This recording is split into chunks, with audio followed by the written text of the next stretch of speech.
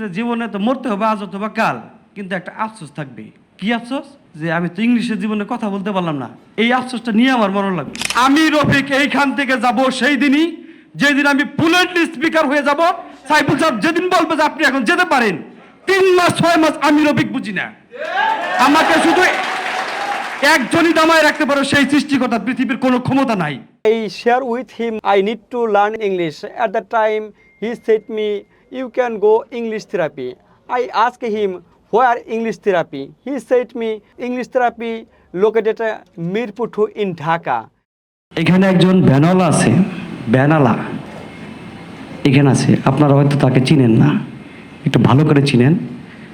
আমি সেই ভ্যানালা। I have one reason. When I was 10 years old, at the time I was to drive van because my father was a van driver. One day my father leg problem. At the time he didn't go van drive. At that time I was bound to drive van. Our people call me Banala. So Oh, this name Banala. nice history. Nickname Banala. Yeah, it's nice history.